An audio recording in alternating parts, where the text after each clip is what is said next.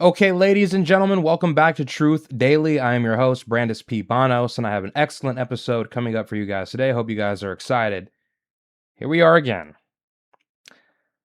talking about this disaster, this clown show of an administration.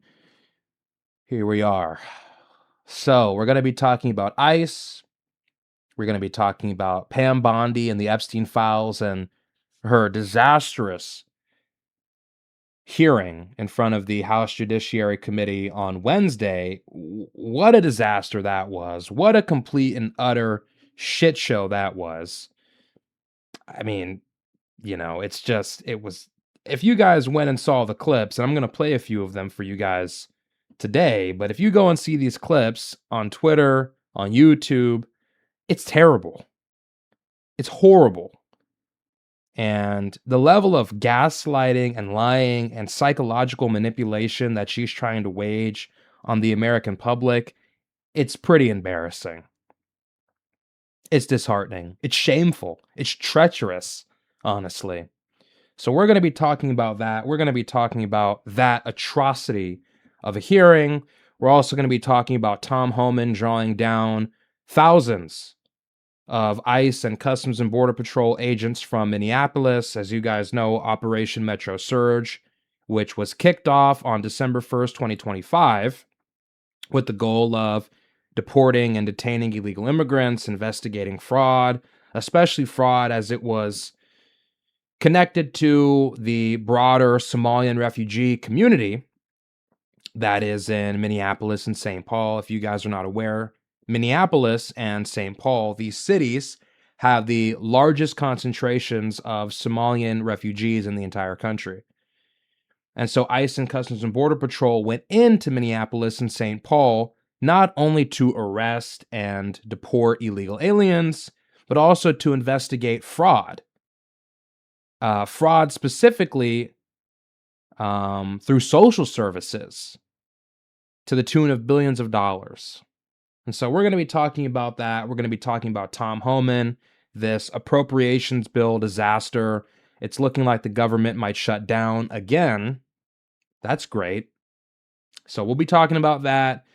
We'll be talking about Operation Metro Surge and this drawdown. And we're going to be talking about Pam Bondi and this Epstein files monstrosity. But before I get into that, just briefly, I got to say, what is happening? What is happening? Is it just me, or does it feel like this whole country is falling apart? Or this administration, at least. I mean, what a disaster. What a complete and utter disaster. You know, we were told this was going to be a golden age. We were told we were going to cut the deficit, reduce the debt. Is that even a thing anymore? Are we still talking about that? Is that still relevant? Do we still care about the debt? Do we still care about the deficit? Or is that just a lie? Was that just a complete lie? We were told we were going to get mass deportations, and now we are reducing the number of Customs and Border Patrol agents and ICE agents from Minneapolis. So that's out. We were told we were going to get transparency on 9/11. We were told we were going to get transparency on the Epstein files, and they're covering it up.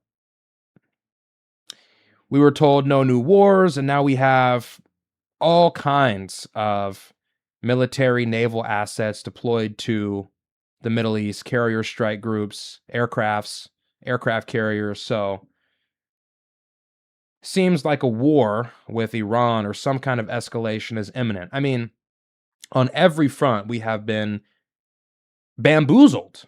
Really, we've been bamboozled. Corporate tax cut, 600,000 Chinese nationals. You guys get the drift.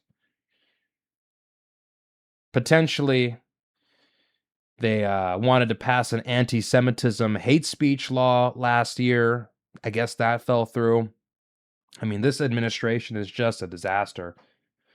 Just a complete and utter joke. And it's starting to feel bleak. Is change possible? Can we get change in this country? I mean, what will it require, really?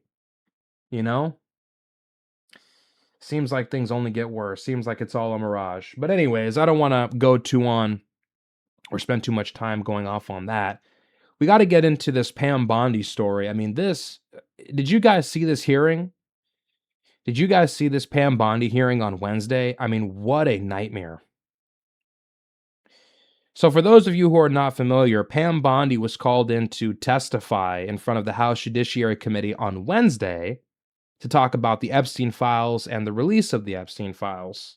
And from the very beginning, the whole thing was just a disaster.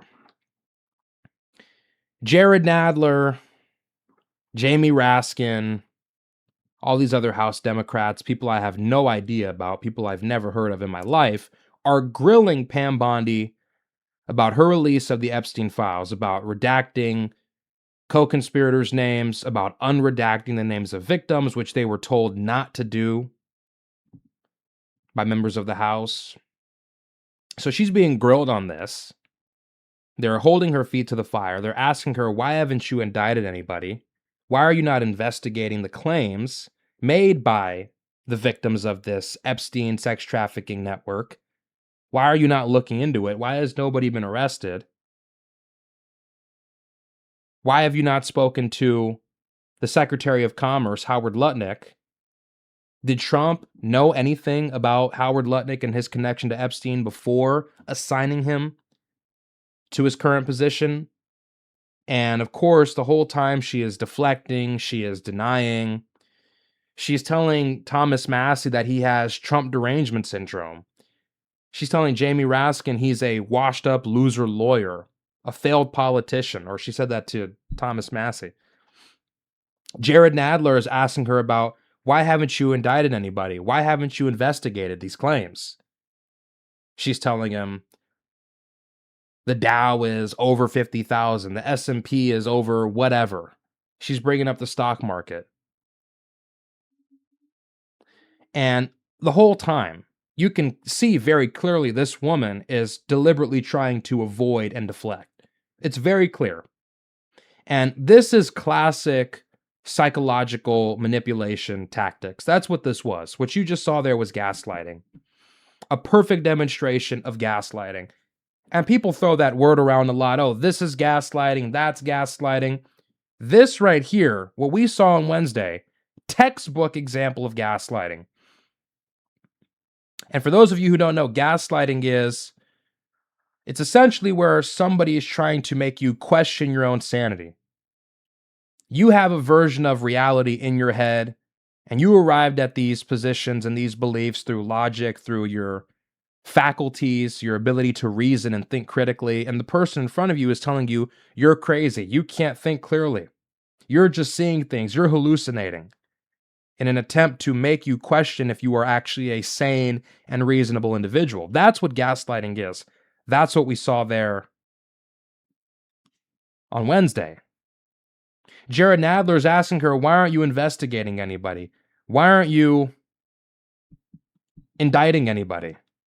There's sufficient material in these files, over 3 million files, with people's names in there, thousands of times. Why haven't you gotten in contact with those people? Why haven't you investigated those people?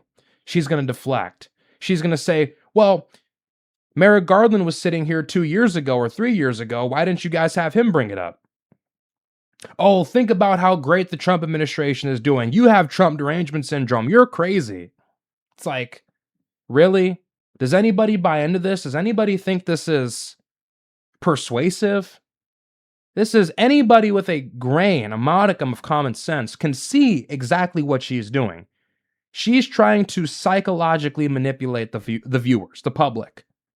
She's trying to manipulate public perception and misdirect and deflect and downplay the severity of the crime that she is covering up, which makes her a criminal, by the way. Just saying. She's trying to manipulate the public and misdirect the public away from focusing on this scandal so that she can downplay it and dismiss it and manipulate the public into thinking that all of this was one big lie, it was one big mirage. You can see the guilt on this woman's face. And the mere fact that she can't engage in good faith, the mere fact that she can't answer a simple yes or no question. When the Republicans ask her something, it's yes, it's no, it's a clear, straightforward answer. When anybody asks her anything related to the Epstein files, she's deflecting, she's insulting the person asking the question, she's downplaying it, she's saying, you have Trump derangement syndrome. She's deflecting, she's talking about these random criminals. I heard she said something to Jamie Raskin. Jamie Raskin was asking her, hey, will you make a joint task force where you get federal law enforcement, local authorities, local districts, state law enforcement to coordinate in order to investigate the material in these Epstein files? She turns to him, she says, why didn't you prosecute this random guy named Chase Mulligan from your district in Maryland? It's like, what? That doesn't even answer the question. He asks you, will you create a joint task force to investigate the Epstein files by coordinating local, state, and federal officials and governments and law enforcement in order to look into the Epstein files? And she's going to bring up this random perpetrator, this random criminal from some district in Maryland. Last time I checked, Jamie Raskin is not a law enforcement officer. He's a politician. So this deflection technique, this filibustering that she's doing, clearly done in bad faith, clearly meant to manipulate the public, clearly meant to gaslight us and make us look crazy and make us question our own rationality about what we see in these files. We're seeing crazy stuff in these files. You have stuff from the files saying that Jeffrey Epstein put women into cages, that Jeffrey Epstein was bringing young girls to underground facilities in the Virgin Islands, blindfolding them, and engaging in sexually explicit behavior. I saw one yesterday on Twitter where an associate or a friend of Jeffrey Epstein was asking another associate of Epstein's if he would ship a portrait, a 9x9 portrait, back to Epstein's ranch where they were, quote unquote, killing babies in the entryway. So none of this warrants any kind of investigation? Nothing at all? Why are we not looking into Ehud Barak? Why are we not looking into Carbon? There is so much going on, so much material here, so much evidence here. And everybody's freaking out about it. All the most powerful people in the world are freaking out about it, conspiring to get this thing shut down. Elon Musk said Trump was in the Epstein files. There was a report from Axios that came out yesterday, and apparently members of the House who have access to the unredacted, fully unredacted version of the Epstein files are saying Trump's name is in there more than 1 million times. Why? I don't know. Does that mean he's guilty? I don't know. But does that not warrant an investigation? Seriously? Leslie Wexner? Why has he not been arrested yet exactly? It's incredible. But you run a red light and these people want to give you a year in prison. So anyways, we see this entire thing and everybody knows it's a sham. Everybody knows it's a complete and utter spectacle.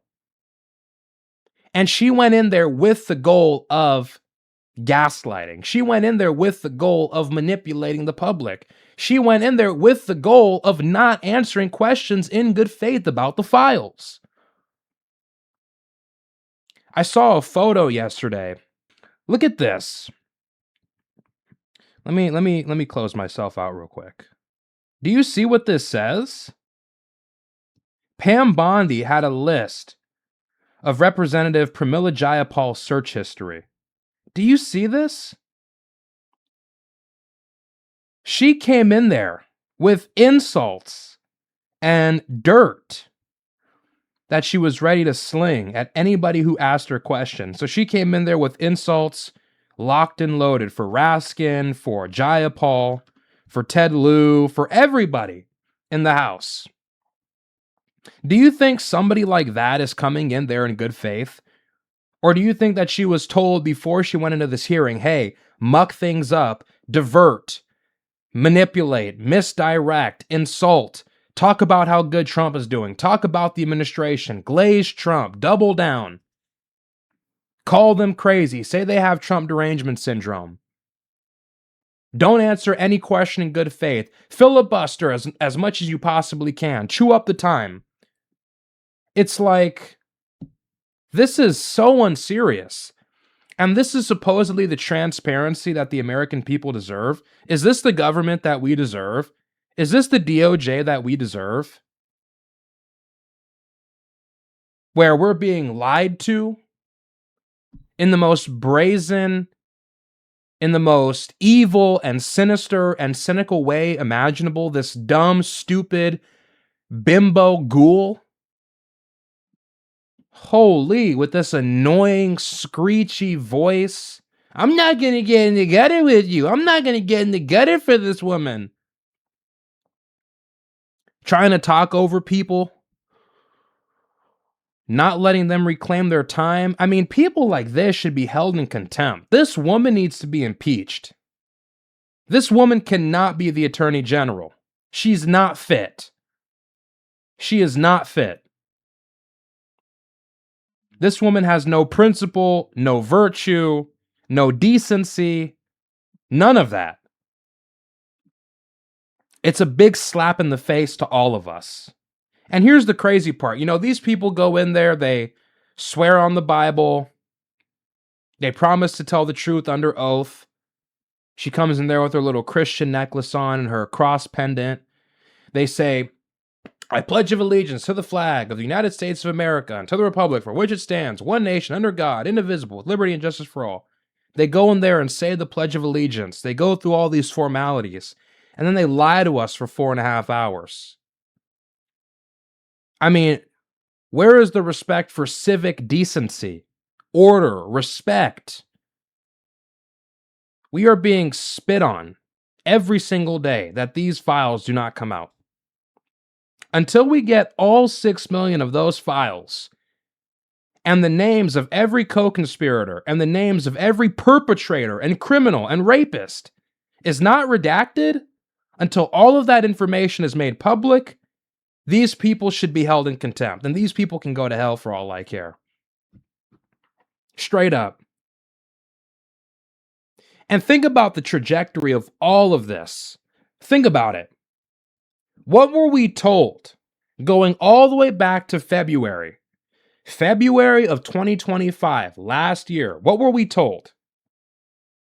We were told, and this is from February 21st, this is according to Fox News, Attorney General Pam Bondi said, quote, the Jeffrey Epstein client list is sitting on my desk right now, unquote. That is what she said. The Jeffrey Epstein client list is sitting on my desk right now. That is from February 21st, 2025. What did she say July 7th? Only a few months later, July 7th, 2025, she says, quote, and this is from the DOJ and the FBI memo, this is from Axios. She said, quote, investigators found no incriminating client list, unquote.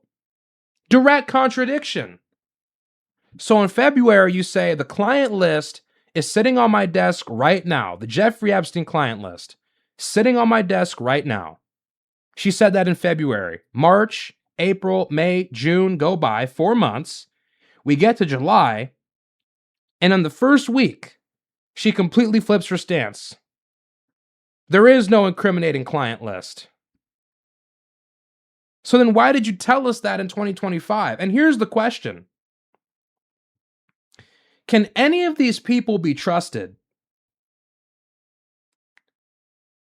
Seriously.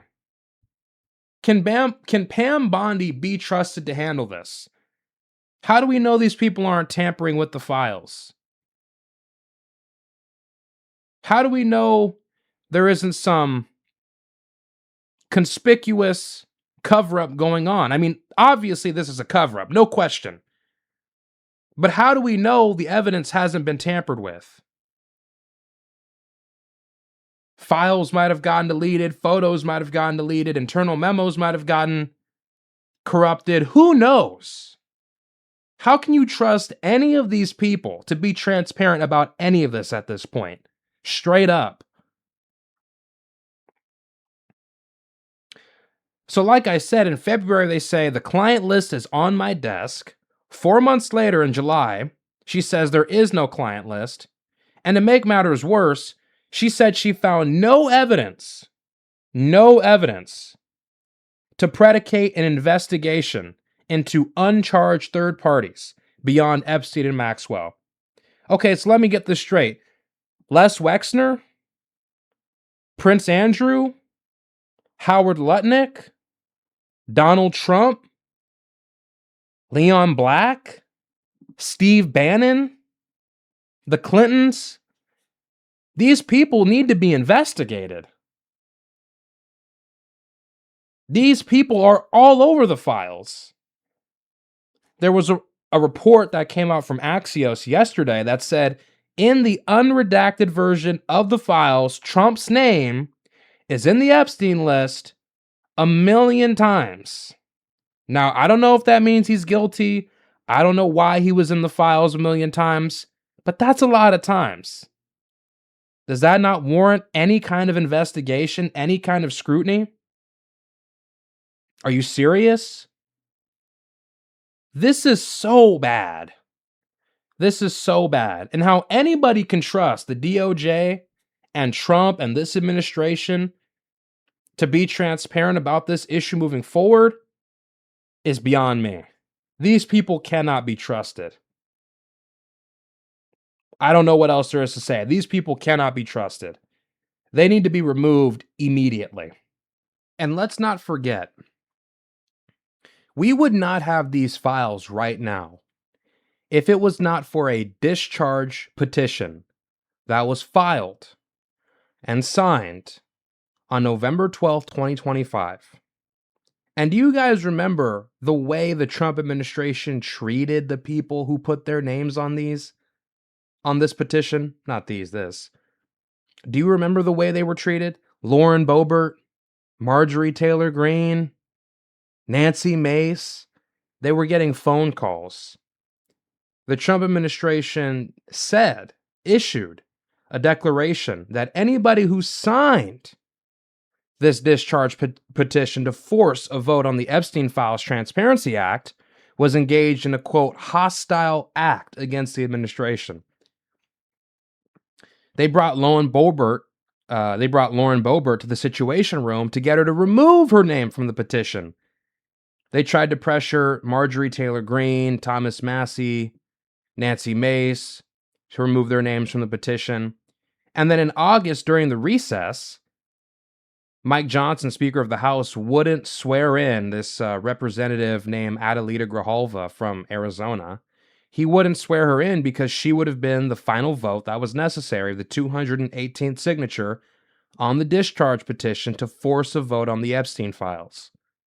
So this administration tried to prevent and intimidate, anybody from releasing these files. They tried to intimidate people from signing it, sway them away from signing it, and prevent these files from being released. So it's like, this is the most obvious cover-up, most blatant and obvious cover-up we've ever seen in this country's history, bar none. So anyways, that's that. I do want to show you guys some of the clips here because these are pretty funny. And, we can get a good laugh out of this. But you gotta just listen to this. I mean, this is truly incredible stuff. And these are just some of the clips that we got here from Asin. You guys should go follow him on Twitter. He's got a lot of good stuff. These are just some of the clips here from yesterday, where Pam Bondi was being questioned by this Judiciary Committee. Now check this out. Let's look at some of this stuff. These are some truly incredible clips. Let's just listen to this. Just total delusion. Total delusion. The time is yours. Thank you. First, he brought up the president saying they indicted me twice. They sure did. They tried to impeach him twice. And you, Mr. Nadler, were one of the leads on the impeachment. I was on the other side. I lived that with you. During impeachment, you said the president conspired, sought foreign interference in the 2016 election. Robert Mueller found no evidence, none, of foreign interference in 2016. Have you apologized to President Trump? Have you apologized to President Trump, all of you who participated in those impeachment hearings? Notice how she's filibustering Against Donald Trump. You all should be— like, we're not talking about Donald Trump at all. This hearing has nothing to do with Trump. Nothing at all. This is about the Epstein files and you covering it up. And she's going to go on a 1 minute and 50-second diatribe, excuse me. I wanted to say monologue or diatribe, and I combined the two words. Apologizing. You sit here and you attack the president, and I am not going to have it. I'm not going to put up with it. You know, all they want to do, the American people need to know this. They are talking about Epstein today. This has been around since the Obama administration. This administration released over 3 million pages of documents, over 3 million, and Donald Trump signed that Okay, so this is the part where she lies. law. He signed the law after trying to get every Republican who had their name on the discharge petition to remove their name. He didn't have a choice. He had to sign it. He had to sign the law. It was veto proof. And the Epstein Files Transparency Act passed with like a 427-1 supermajority. So yeah, there was no way around it. What are you talking about? To release all of Totally those insane. documents. He is the most transparent president in the nation's The most transparent president in the history of this nation. Give me a fucking break. These people are scum. And she says it so confidently and so proudly, knowing she's lying. It's incredible. history. It's incredible. And none of them asked Merrick Garland over the last 4 years one word about Jeffrey Epstein. How ironic is that? You know why? Because Donald Trump, the Dow right now is over, the Dow is over $50,000. I don't know why you're laughing. You're a great stock trader, as I hear, Raskin. The Dow is over 50,000 right now. That was a good burn. I gotta give her credit for that. The S&P. So there you go. Just a complete non sequitur. Let's listen to another one. I mean, these are just truly incredible. And these questions are so straightforward. These questions are not rocket science. The time is yours. So I really have just one question for you. How many of Epstein's co-conspirators have you indicted? How many perpetrators are you even investigating? 0. Now listen to the way she responds to this question. First, you showed it. I find it. How many have you indicted? Excuse me. I'm going to answer the question. Answer my question. No, I'm going to answer the question the way I want to answer the question. No, Your you're going to answer the theatrics are question the way I ridiculous. asked it. That was pretty funny. Chairman Jordan, I'm not going to get in the gutter with these people. I'm not gonna get in the gutter with But I'm going to answer the question. How many have you indicted? Again, the time belongs to Reclaiming my time. The time belongs. I think it's very interesting. Reclaiming my time. And she's still trying to talk over him and filibuster. These are the kinds of, it's just insane that this is even tolerated in this country. It's so unserious. It's very interesting. Like, why is she talking right now? She needs to shut up. She's trying to chew into the time. Oh my God, it's so brazen. You can When reclaim he your talks time. about they Reclaiming my indicted time, Mr. the Chairman. president. It's hard to, it's hard to reclaim your fucking time when this dummy won't shut up. Said they indicted him twice. Mr. Chairman, please They stop the sure clock and did. stop the he clock and indicted- restore his time. Okay, here we go with these Committee will be in order. theatrics. You're the one doing the theatrics. What are you talking about? Time belongs to time the and gentleman. Kidding me? Like, it's just, this whole thing is insane. What a joke. Here's another one. That will be your legacy unless you act quickly to change course. You're running a massive Epstein cover-up right out of the Department of Justice. You've been ordered by subpoena and by Congress to turn over 6 million documents, photographs, and videos in the Epstein files, but you've turned over only 3 million. You say you're not turning over the other 3 million because they're somehow duplicative, but we know that there are actual memos of victim statements in there. And you also took down the Department of Justice's prosecution memo from 2019. So it's clearly not all duplicative, but even if it were, why not release it? Just release all the duplicative stuff. In the half you did produce, you redacted the names of abusers, enablers, accomplices, and co-conspirators, apparently to spare them embarrassment and disgrace, which is the exact opposite of what the law ordered you to do. Even worse, you shockingly failed to redact many of the victims' names, which is what you were ordered to do by Congress. Some of the victims had come forward publicly, but many had not. Many had kept their torment private, even from family and friends. But you published their names, their identities, their images on thousands of pages for the world to see. So you ignored the law, and even with over 100,000 employees at your disposal, you acted with some mixture of staggering incompetence, cold indifference, and jaded cruelty towards more than 1,000 victims. Okay, he's just grandstanding. But I get his point. I mean, she didn't release the files correctly. Let's listen to this one. Absolutely despicable. Hold on.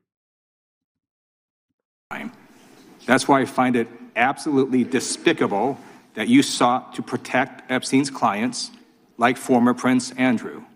Last July, you closed the case on Epstein's abusers.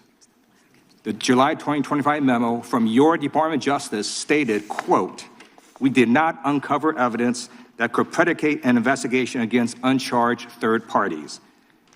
These two photos, please put the photos back up.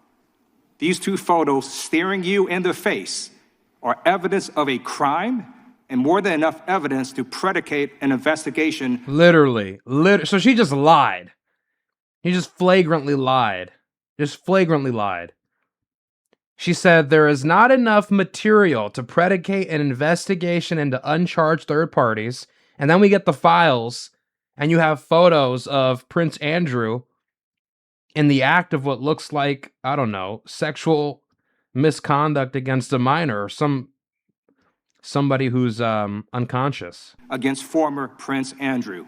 So I ask you, Attorney General Pam Bondi, why did you shut down this investigation last July, and why have you not prosecuted former Prince Andrew? Why have you not prosecuted former Prince Andrew? That's the question she's being asked. I don't believe you asked Merrick Garland. So then she brings up Merrick Garland. It's like, oh my God. Oh my God, it's so egregious. It's such a simple question. Why haven't you prosecuted Prince Andrew? Well, I don't recall you asking this to Merrick Garland. It's like, okay. This is the person who's supposed to be acting on behalf of our nation to deliver justice and transparency. Like, go to hell. These questions when he was Attorney General and set before. I agree with you. You twice. I've been claiming my time. Never I agree with mentioned you. I agree with you. During Did you not hear the Biden administration, I called for people. Look at her body language. Like, she knows she's guilty. Look at this. She knows she's lying. You can see the guilt all over her face. And I'm not even like a body language expert, but this is just obvious. Just look. It's so bad. The Biden administration, I called. Like, look at her eyes. She's like uncomfortable, nervous, worried. You can see the worry on her face. She's not good at this. She doesn't have a good poker face. Look at this. You twice. I've been claiming my time. Never I agree with you. Never mentioned it twice. And then look at the way she kind of recoils her hands in her chest. I agree with you. During the Biden administration, And she kind of lowers her tone a little bit. I called. And then she moves her hair back. For people looking at Epstein files. Merrick Garland dropped the ball, Look, as did Attorney General look at her face. She's like, yeah, no, she has the face of somebody who's guilty and knows they're in the act of something dishonest. Bill Barr, as did Alex Acosta, a whole string of failures. But you are And I don't think that's me projecting. I think that's just actually like her face just seems like she's guilty. in charge. You have the Just power look. to change things, to hold these men accountable. She's looking and you're away. doing the opposite. You're protecting them. So I want to move on to another man. Can I answer Donald that, Trump. though? I want to move on to another Can I answer question. your question about protecting You Prince answered the Andrew? question. You're saying no. I love this. You could have answered it when he asked you it the first time. You're just gonna filibuster again. So why would he ask you the same question? Like, what are you talking about? Let's play this one. This whole entire hearing was just a complete disaster. I can't believe this is the country that we're living in, right? I can't believe these are the people who are supposed to be preserving the sanctity and the honor of our republic. It's insanity. The answer? And he's a hypocrite because he voted against the ban that we were talking about It's a total non sequitur.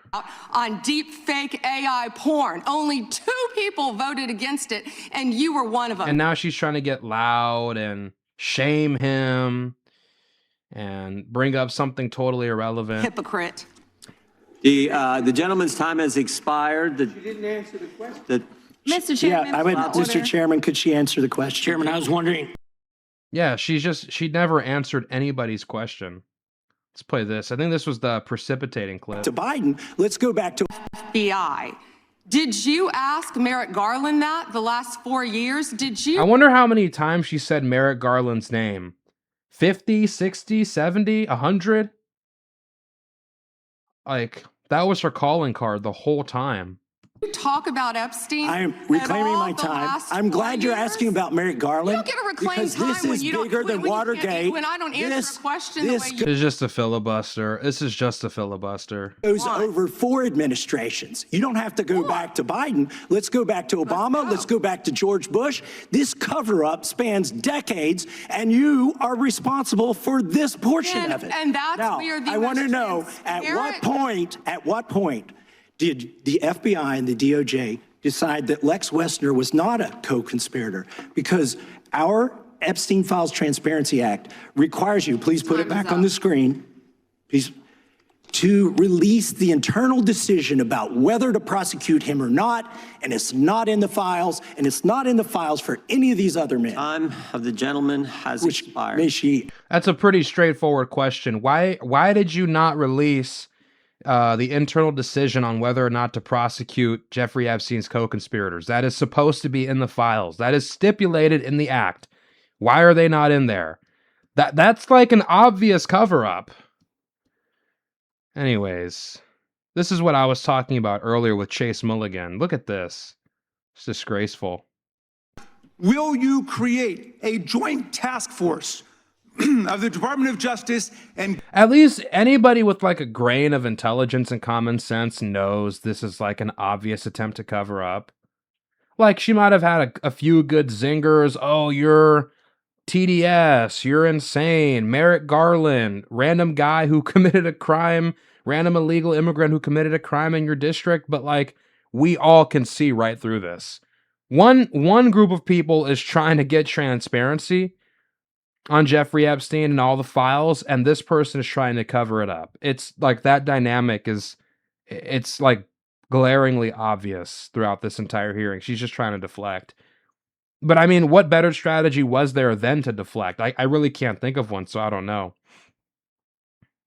But she's just really bad at it. governors and state attorney generals and district attorneys across the country to investigate the crimes that have taken place against these victims and more than 1,000 like them. The DOJ is not doing its job. Will you create a task force with state and local law enforcement to make that happen? Will you create a task force with state and local law enforcement to investigate the statements that these victims of Epstein's sex trafficking network made? That's the question. Will you investigate with state and local law enforcement using a task force? Gentlelady can respond if she wants to. Thank you, Chairman. He called Chase Mulligan a wild goose chase and didn't even know who he was. He is a defendant in your own Chairman, district who Mr. preyed Chairman. on girls. Mr. ages Chairman. 15 Well, you to know what? If he 17 were part of the in Epstein social investigation, you wouldn't media do anything and about it. online chat rooms It's a good point. and committed So I don't. Nobody even knows who Chase Mulligan is. Like that, we don't even know who that person is. Once again, just like completely derailing. I think you guys get the idea. It's basically the same thing the entire time. She did the exact same thing to every member. Oh, here we go. Here's this one.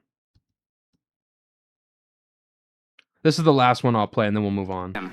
Maxwell recently tells a House Oversight Committee that she wants clemency to release more names. Kash Patel under oath said Trump's name appears less than 100 times in the files. We now know that's not true. That's just a brazen lie. That's a disgraceful lie. Trump's name appears more times in the Epstein files than God's name appears in the book about God. Okay, by the way, this is the Trump Bible. Move over, King James. Trump's name also appears more times in the Epstein file than Harry Potter's name appears in the 7 books about Harry Potter. Maxwell. So there you have it. In other words, Trump's name is in there a whole lot of times. Hundreds of thousands. Millions. But you guys get the picture. So anyways, that's the madness with Jeffrey Epstein. That's the madness with these files. Really don't know what else there is to say other than this whole situation is just disgraceful and quite frankly unforgivable. But I guess we can leave that there. With that being said, we're going to move on. So as many of you know by now, there has been this operation taking place in Minneapolis for the past several months, Operation Metro Surge. Now, since the beginning of this operation, it has drawn nationwide and international criticism. This is the biggest deployment of Border Patrol and ICE agents in America's history. These guys are coming in there. They're doing a dragnet operation. These are not targeted raids. You have unmarked ICE vehicles roving through residential neighborhoods looking for illegal immigrants. They're going total dragnet style. You got patrol units. You got these guys coming in with tactical vests. They got these M4 rifles. I mean, these guys are coming in with real gear, the same gear that U.S. Special Command troops use. So this is a major operation. And since the beginning, the left-wing and liberal media has been characterizing this operation, Operation Metro Surge, as militarization of the police or militarization of federal law enforcement. So the public impression of Operation Metro Surge is there is this tyrannical, totalitarian force, this hostile occupation taking place in Minneapolis, where you have these militarized ICE and Border Patrol agents coming into this small, quiet city, harassing innocent people, killing civilians, using excessive and illegal use of force against the average citizen, harassing the public, creating chaos and pandemonium. That is the general public perception that is being created by these Democratic lawmakers and the left-wing and liberal media.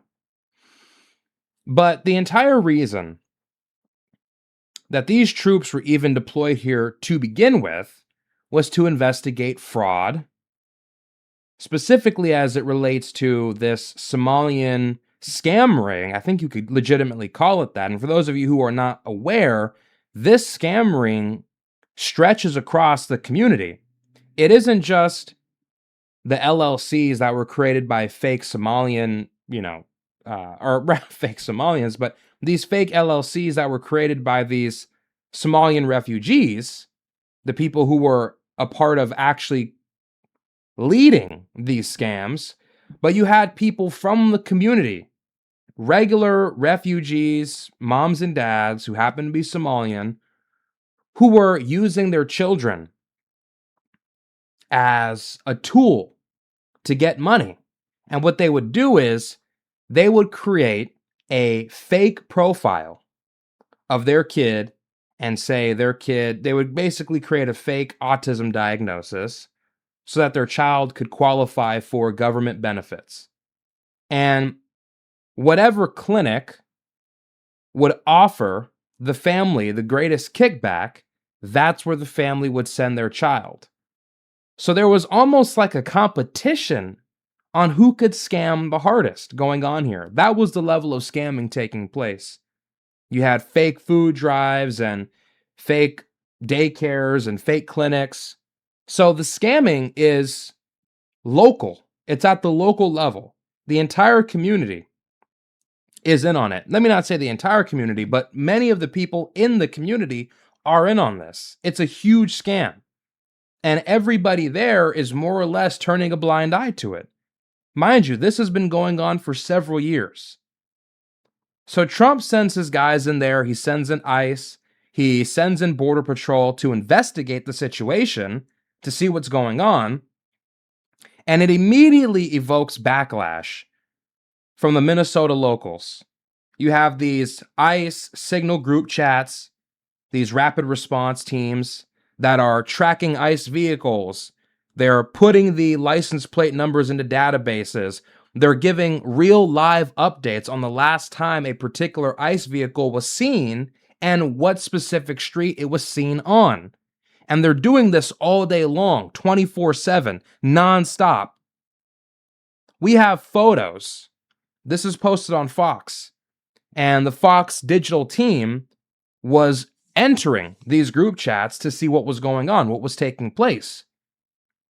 So from sun up to sundown, you have people in these group chats, in these rapid response group chats, giving 24/7 updates on ICE activity in the city. You have patrols following the ICE vehicles around, people on foot following the vehicles around. So the entire situation and the organized resistance against ICE created all this pandemonium, and eventually it resulted in the death of Alex Preddy, an ICU nurse, and Renee Good. And after they both died, we basically hit a boiling point. You got to keep in mind, the midterms are coming around in November 2026. Republicans don't want to lose the House. If they do, Trump might get impeached. Pam Bondi might get impeached. Who knows? But it could be a complete disaster for this administration. And at the very least, it would make it twice as hard to affect their agenda if they're at a disadvantage in the House. So this is where we are. Trump goes in, he sends in ICE, he sends in Border Patrol. It's a mass deployment. He's in there trying to uncover fraud, arrest illegals, detain and deport them. And in this entire time, throughout this entire process, the Minneapolis locals and the St. Paul locals are harassing ICE officers, following them around, stalking them while they're off the clock, harassing them while they're at their hotels. They are destroying, vandalizing any hotel that houses ICE agents, basically creating utter pandemonium and utter chaos. And so ultimately, this mass organized resistance culminates in the death of Renee Good and Alex Preddy. And the optics of this were terrible. Renee Good, this 37-year-old mother of two, based on what they say in the media, they say she was a wonderful stand-up woman, member of the community. They always say that. And of course, they said the same thing about Alex Preddy. It turns out Alex Preddy had been out of work for several weeks. He was having like some kind of mental break. But of course, they leave that out. And of course, video surfaced of Alex Preddy 2 weeks before he was killed, kicking the taillight off of an ICE vehicle. So this guy is like an obstructor. He is a frequent obstructor. He's a frequent lawbreaker. And so anyways, both of these people get killed, and the optics of it are terrible. And to be fair, I do think excessive force was used in both instances. That's my personal opinion. But I don't think that absolves Renee Good and Alex Preddy of their stupidity. Anyways, be that as it may, the optics of this look terrible. 2 U.S. citizens are getting killed. You have ICE coming in with masks. They are spray painting people, tackling people, roughing up U.S. citizens, violating people's constitutional rights, racially profiling people, intimidating the public. It's a bad look. It's a bad look. And 2 people get killed in the process. And then the public erupts. It becomes this major nationwide story. ICE kills 2 U.S. citizens in the span of a month. And they got to draw down. They got to cut the operation short. For the sake of optics, for the sake of winning in the midterms, Trump backs off. Stephen Miller backs off. They throw Kristi Noem to the wolves. They throw Greg Bovino under the bus. They're trying to distance themselves from this operation strategically so that they can save their ass in 2026, later on this year. So that's where we are. And all of this culminates in the recent announcement yesterday from Tom Homan, where he says he's going to be removing thousands of ICE and Border Patrol officers from Minneapolis. He's going to draw down the number of troops and eventually bring Operation Metro Surge to a close. Now, according to him, they arrested 4,000 people. Whether or not that's true, it has not been confirmed. We don't know where those numbers are from. They haven't been confirmed, but that's what he says. That's what the border czar says. And so anyways, so this is where we are. We're drawing down, we're ending this operation, and it turns out this might actually become a nationwide problem. They might start drawing down, and reducing the intensity of these operations throughout the country because of how poorly it went in Minneapolis. And so this is what we have. This is from, I believe, Axios or the Wall Street Journal. Yeah, here we go. Okay, let's just pull up this article very quickly. Okay, here we go. This is from the Wall Street Journal. It says, President Trump's border czar said Thursday the administration is ending its crackdown in Minnesota, wrapping up an operation that sparked outrage after the fatal shooting of 2 U.S. citizens and prompted Democrats in Congress to block funding for the Department of Homeland Security. Tom Homan, who was dispatched to the state last month to de-escalate tensions, said the Trump administration achieved its public safety goals, making more than 4,000 arrests. Roughly 3,000 U.S. Immigration and Customs Enforcement and Border Patrol agents have operated in the state in what the Trump administration dubbed Operation Metro Surge.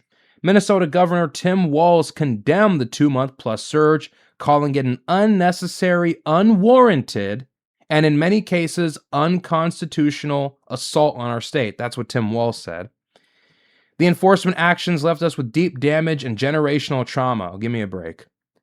Homan's announcement came after a public outcry over the killings of Renee Good and Alex Preddy, both 37 years old, in confrontations with immigration agents. The decision to wind down the operation marks a pivotal moment in the national debate over immigration policy, with many Americans favoring Trump's push to deport people in the U.S. illegally, but recoiling at the increasingly chaotic scenes in Minneapolis.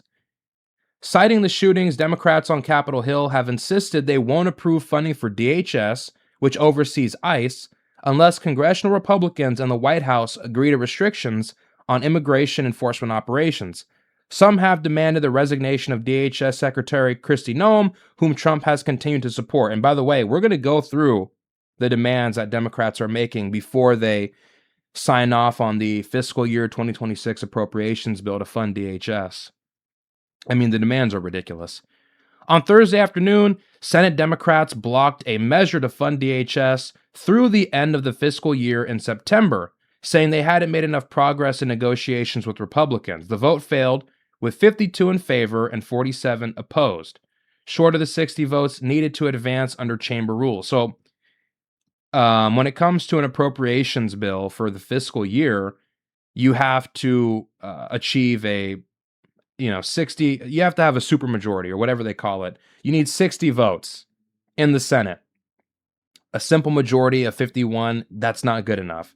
That's good enough for the reconciliation bill, like the one big beautiful bill that was passed last year, But with most appropriations bills, basically all appropriations bills that aren't reconciliation, you have to have at least 60 votes. But whatever, you guys get the point. So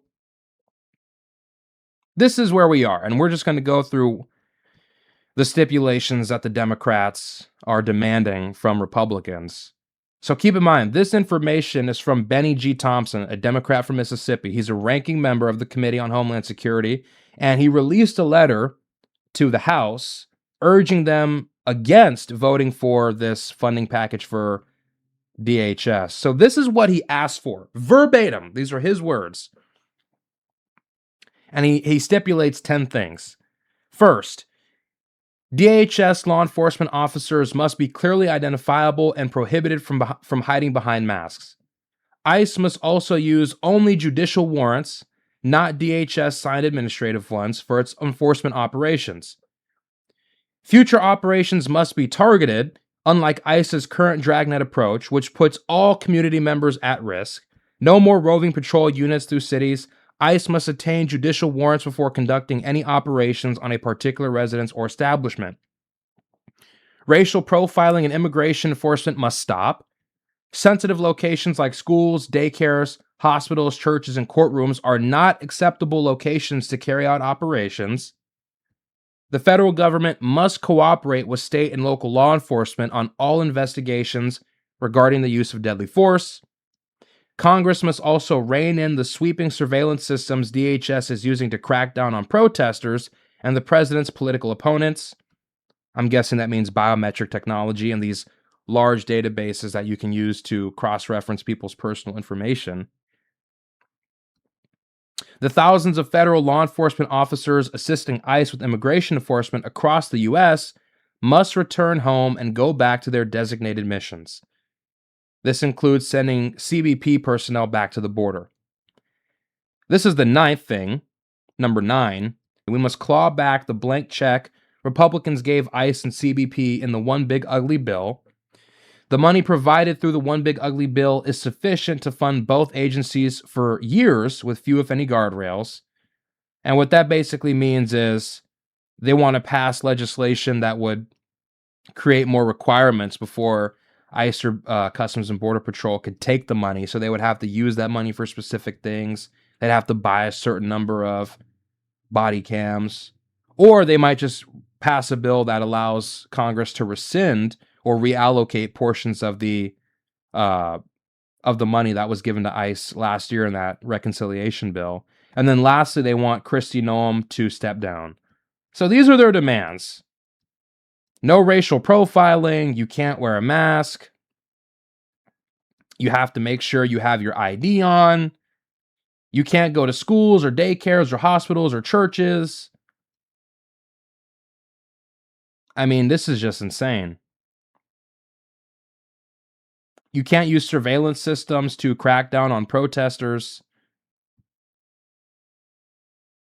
I mean, what are we talking about? You have to send back ICE and Customs and Border Patrol back to their designated missions. Kristi Noem has to step down. I mean, what they're basically doing here, and let me just make this clear. This entire negotiation is a poison pill. Let's just call it what it is. This is a poison pill. Okay? And I get it. You want the Trump administration to cooperate with state and local law enforcement. You want them not to use surveillance data against protesters and Trump's political opponents. You don't want them looking up their internet search history. Totally fine with that. Respect their civil liberties on that front. Totally fair. Okay? You want the federal government to do its due diligence and investigate agents who use deadly force. Okay, totally fine. Totally fair. But all this other stuff, it's a complete poison pill. It's just completely diluting and contaminating everything else. Those 3 things, fine. You even want to throw Kristi Noem to the wolves, fine. But dude, this other stuff is insane. And these are the 5 things that are just completely non-negotiable, non-starters.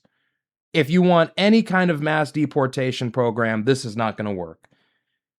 So first you want these guys to get judicial warrants. Okay, well, we don't even know if these judges will issue them. Okay, it can take 3 days to get a warrant. You got to assemble all the evidence. You got to take it to a judge. The judge can take 30 minutes to 4 hours to approve the warrant. Then you can carry out the operation. Okay, but this can take several days. And you don't even know if the judge will approve it. And sometimes the judges are politically motivated. Sometimes the judges are biased. So there's no guarantee you get a warrant anyways. Okay, so you need a warrant from a judge now. An administrative warrant is not good enough. Now you want these guys wearing, an ID badge, their agency number, their photo. I mean, what are we doing? No mask? Really? You want to turn these guys into the crossing guard. Might as well put on a fucking neon jacket while you're at it. And of course, now they want all these operations to be targeted now. Okay, so no more dragnets, no more sweeping neighborhoods, no more roving patrol units. You got to do a targeted operation. You got to have an ID badge, a photo, your agency number. You got to get a warrant from a judge, and you can only get approved to go to a specific place. You can only go to Lowe's or Home Depot on 5th and Western or 5th and Jacobs. And you can only hit that one particular place, and you only have a warrant for that one particular establishment. And you got to have you got to have your ID badge. And you can't wear a mask. And you can't do roving sweeps through neighborhoods. You can only hit one particular place. Really? Okay, so how are we going to do mass deportations then? You can't racially profile. You can't hit sensitive places. You can't go to a hospital. You can't go to a courtroom. You can't go to a school. You can't go to a daycare. You can't go to somebody's private residence. Where do you think these people are all day? What do you think these people do? Illegal immigrants do the same things all of us do. When they're not at work, what do you think they're doing? They're at church. They're at school. They're at daycare. They're at home. They're at some community center.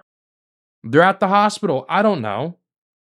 But they use all the same public services that we use.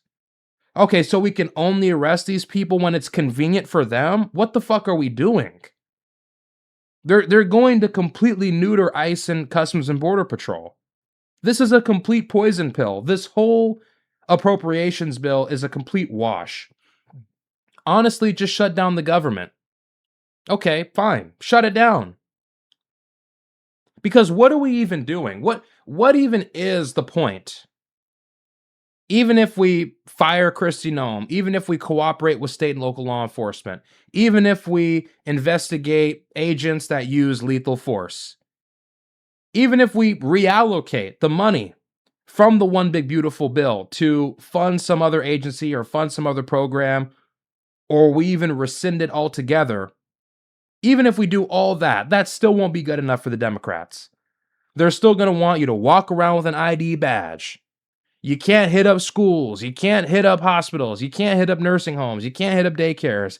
You got to get a warrant from a judge. You got to do a targeted operation. You can't sweep neighborhoods anymore. You can't drive, 30, 40, 50 deep in these ICE vehicles through a particular city. You can only hit up one particular place. It's ridiculous. You're going to completely handicap these people. So what even is this? This is going to completely neutralize Border Patrol. It's going to completely neutralize ICE. And at this point, mass deportations will be off the table. It's just over. If they sign this, it's over. It's done. Kiss it goodbye. Just take the black pill. It's done. It's done. That's why I wouldn't sign this. If you're serious about deportations, mass deportations, you can't agree to this. And honestly, what is the point? What is the point of working with these Democrats? They won't give you funding for DHS. They won't give you funding for the border wall. They won't give you funding for anything relating to immigration enforcement. So what are we even doing? And then you got these organized activists these constitutional observers, which is a completely bullshit word. They're criminals and they're obstructing the federal government. So what are we even doing here? Why are we even negotiating with these people? What is there to negotiate about? Honestly. They won't even control their own people. They won't even get their own people in line. Do you guys know that when ICE and Border Patrol officers were at their hotels and people were harassing them outside and they called for backup to disperse the crowds, the police would not come through? They said, sorry, we can't help you with that. They're leaving federal agents in harm's way.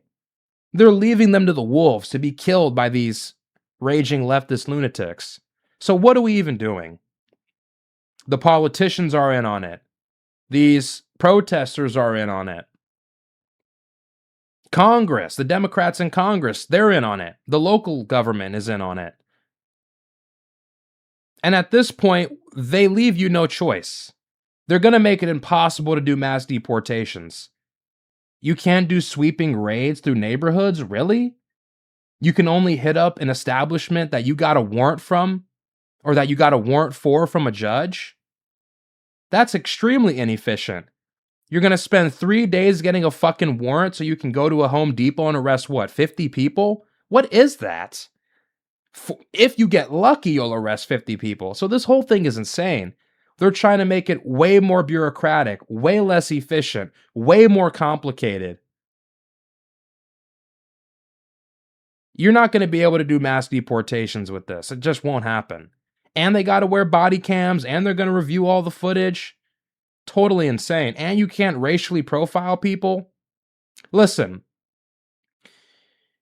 I can understand having Customs and Border Patrol officers, having ICE make sure that they ask somebody if they're a citizen or confirm whether or not that person's a citizen before detaining them. Totally okay with that. I'm totally with that. But you can't racially profile someone, really? Oh, give me a break. Okay, so what? You get racially profiled. I mean, what else are we supposed to do? These people are all coming from the same place, and they all happen to look the same. What, are you going to go arrest some, God forbid, Japanese person? Obviously not. All these people are Hispanic. 90% of them are Hispanic, okay? And they speak Spanish, and they have an accent, and they look a certain way, and they're obviously illegal, many of them. So, and of course, the Supreme Court already allowed ICE and Border Patrol to use racial profiling as a legitimate technique for immigration enforcement. So what are we doing here? You can't racially profile. You can't do sweeping raids. You got to get a judicial warrant. You can't go to sensitive locations like schools and hospitals and residences and nursing homes and churches and courts. Okay. And you can't wear a mask and you got to have self-ID. It's totally insane. It's totally insane. It's totally insane. And if this goes through, mass deportations are done. So they want you to do all this. They won't give you money for a border wall. They won't give you money for DHS. They won't give you money to improve detention facilities or expand detention facilities. It's just like, and then you got to deal with organized resistance. You got to deal with these angry mobs of fucking lunatics chasing you around all day because you're trying to enforce immigration law. So you're at a complete disadvantage. And the police and these local Democrat politicians and the state officials will not help you. They will not calm down their own side. So you're alone, in effect.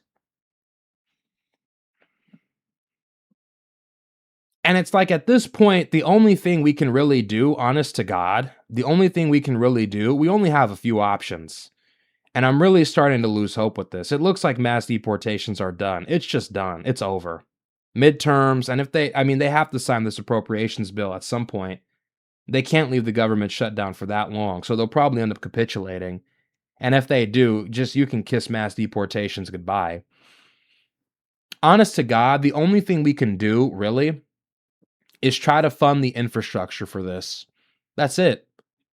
You would have to build a mass railway system all across America that goes from Seattle or Pierre, South Dakota, or Minneapolis, Minnesota, or upstate New York or Maine, and you have to build these massive railway systems that go through Mexico, through Central America, through Panama, through South America, all the way to Buenos Aires. And if you want to deport tens of millions of people, you got to be putting them on these railway systems, on these trains, and shipping them out of the country day in and day out 24/7. That's the only way this will work. Because otherwise, what are we doing? And even with the way the Trump administration is doing it, where you're getting an administrative warrant, you're doing dragnet style sweeping raids through residential neighborhoods.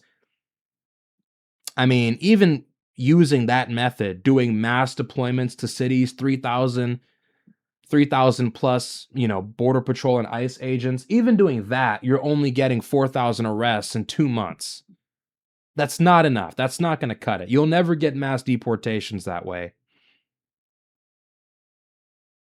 So the only way to do it is to basically spend trillions or hundreds of billions on infrastructure that is explicitly designed to deport as many people as possible. But of course, the Democrats will never fund that. They'll never fund it. Do you think any of the Democrats, especially now, do you think any of the Democrats would sign a bill or an appropriations bill that gave a right-wing government billions of dollars or even potentially more to invest in a massive railway system that goes from America to the border or through Mexico that is designed to deport people in a humane way? Do you think they'd ever fund something like that? Of course not. You're pissing in the wind. It's a complete pipe dream. So it's looking like at this point, the only option we'll have left is to just amnesty these people. And I hate to say it, but that seems like the direction we're going in. It seems like amnesty is the only way. And it's crazy. It's a black pill, total black pill, Total black pill. Because what's your other option? You're going to have ICE and Border Patrol go into these Democrat war zones where they're being harassed by the locals. You're putting them in harm's way. They're trying to kill ICE agents in Dallas. The whole public is rallying against these people, obstructing them, harassing them while they're trying to do their job. The local politicians won't help. The local police departments won't help. And then what? You come out 2 months later and you've arrested 4,000 people? And the media is all over you. They're calling you the Gestapo. They're saying this is state-enforced terrorism or state-mandated terrorism. And all for what? To deport 4,000 Somalians, really? To deport 4,000 Mexicans, really? What are we doing? It's completely, it's inefficient. It creates too much of a spectacle. It creates too much chaos and disorder. It rallies and energizes the opposition. So at this point, the only thing you can do is to just completely overwhelm these people. But that's not going to work. The Republicans still need to win. They're throwing they're throwing Kristi Noem under the bus. They're throwing Gregory Bavino under the bus. They're just done. Mass deportations are done. It's over. And to even build the infrastructure that would be necessary to carry out a mass deportation program would cost billions of dollars. And the Democrats would never go for that. So it's just cooked. Sorry, it's just cooked. I know you guys don't want to hear that, but it's cooked. So at this point, honest to God, the best thing we can hope for is amnesty these people and repeal birthright citizenship. Hopefully they can do that. And build a wall and restrict immigration for 1 or 2 generations. But I don't know. I don't think they'll have to amnesty them, actually, but it's like, how else are we going to get these people out of the country? They're just going to keep coming in. They're going to keep pouring into the country. We'll never get a wall. We'll never get mass deportations. We're never going to get restrictive immigration policy. So the whole thing is just cooked. It's just cooked. I know you guys might not want to hear that, but honestly, that's how it feels right now. And if this appropriations bill gets signed, and of course, eventually it has to. They can't leave the government shut down forever. It's not really the whole government because they passed that reconciliation bill last year, so ICE and Border Patrol will be fine, but they can't leave DHS shut down for too long. Because DHS oversees the Secret Service, they oversee TSA, so they got to sign this appropriations bill at some point, and of course they're going to compromise. They have to do it for political reasons, try and salvage the midterms. So this mass deportation program, it's over. It's done. Cooked. You can kiss it goodbye. And if they even think about agreeing to the stipulation of needing a judicial warrant and only being allowed to do targeted operations, and this is like a long-term policy, oh, we're never getting mass deportations in this country, ever, ever. Too politically toxic. So, I don't know. Total black pill, but it is what it is. We'll see what happens, I guess. But with that being said, I'm going to wrap up the episode here, guys. If you liked it, please like, subscribe, share, leave a comment, and until further ado, I'm out.